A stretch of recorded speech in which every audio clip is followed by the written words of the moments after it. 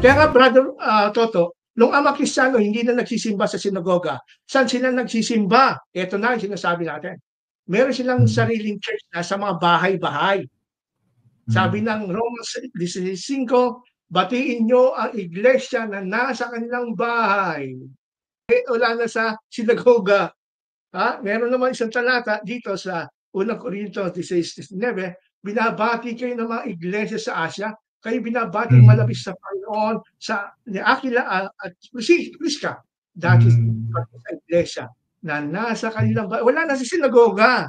Meron Mm. silang sariling worship kasi hindi sila makapag Lord's Supper sa sinagoga, mamamatay sila doon, babatuhin sila doon Mm. pag Lord's Supper. Mm. Ang Lord's Supper pa naman magandang paalala sa Panginoon, hindi Sabat.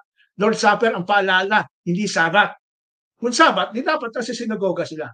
Batiin ninyo mga kapatid na nga sa Laodicea at Sinimpas at ang iglesyang nasa kanilang bahay kasi separate na sila sa sinagoga. No?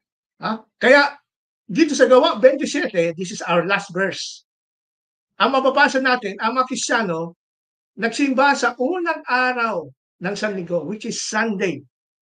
No? Sunday. Unang araw ng Sanlinggo nang kami kapisan upang pagputol-putulin ang tinapay, si Pablo ay nangaral sa kanila.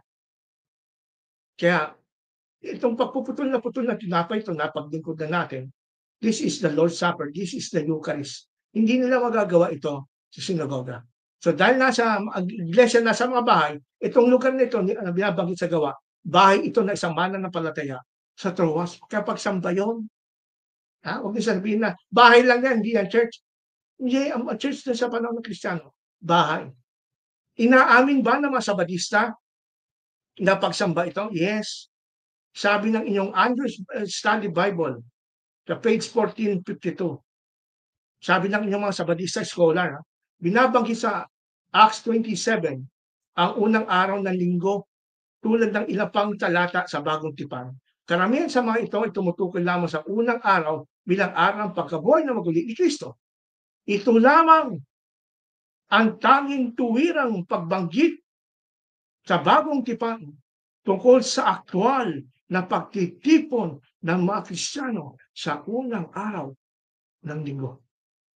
Ito lamang ang tanging direct, explicit mention sa New Testament na ang mga Kristiyan nagtipon bilang Kristiyano at nag-Lord's Supper sila unang araw ng linggo.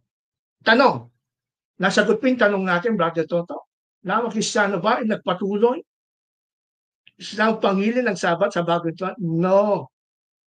Kahit dito sila sa iglesia sa kanilang bahay, wala kang mababasa na nagsabat sila. Ito nga ang tanong ko dun sa Sabadista kahapon, nag-comment ako sa kanya. Kasi ang ganda ng mga research niya, original Hebrew, Greek, Sabat. Tanong ko lang sa kanya isa. Saan mo mababasa sa Biblia, kahit isang talata lang, brother, na ang mga Kristiyano bilang iglesia, hindi sa loob ng sinagoga, ay nagtipon at nagsimba araw ng Sabat. Kahit isa lang. Babalik ako sa Sabadista. Sabi ko, ganun. Wala. Pang ilan na itong tanong sa kanya. Matagal ko na tinatanong yan. Walang mabasa ang mga Sabadista na nagsimba ang mga Kristiyano sa iglesia na nasa mga bahay araw ng Sabat. Wala. Ano ibig sabihin yan?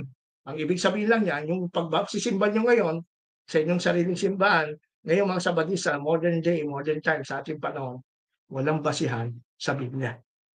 Kasi kung talagang sinusunod nyo ang Gawa 13, 42 hanggang 44, dapat nagsisimba kayo sa mga sinagoga ng Hudyo.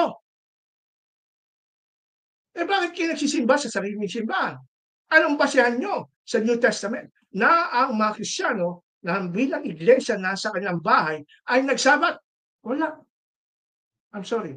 Samantalang kami, pag tinanong nyo, meron ba kayo nabasa na mga Kristiyano sa kanilang mga bahay ay nagsamba at nagtipon?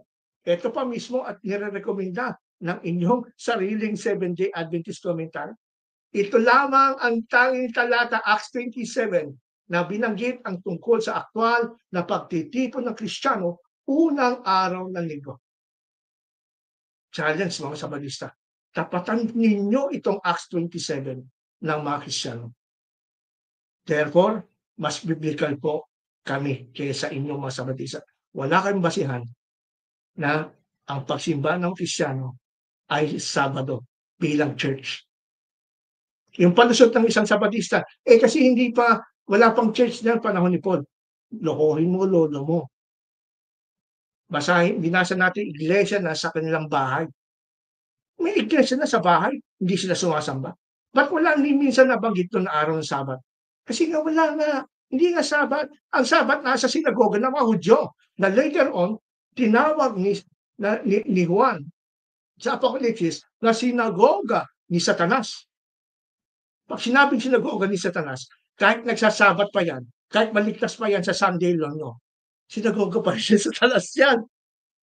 Hindi Sabat ang mga pagliligtas kasi pinasukan ni Satanas ang sinagoga. Tinawag ng sinagoga ni Satanas. Kaya mas delikado kayo mga Sabadista. Ha? Kaya mas delikado kayo mga Sabadista. So bakit hindi na nangingili ng Sabat? Hindi nagpatuloy ang mga Kristiyano? Tapos na, naunawaan na nila ang kahalagahan, naunawaan na nila ang weekly Sabbath in the light of Christ's death and resurrection. Yan po gusto natin sabihin po. Yan din ang nangyari sa amin ni Brother Tote. Naunawaan na namin yung kung bakit kami nagsasabat mo. Pero ngayon dumating na si Kristo, hindi na kailangan. Amen. Jesus. Not required. Not required. Not required.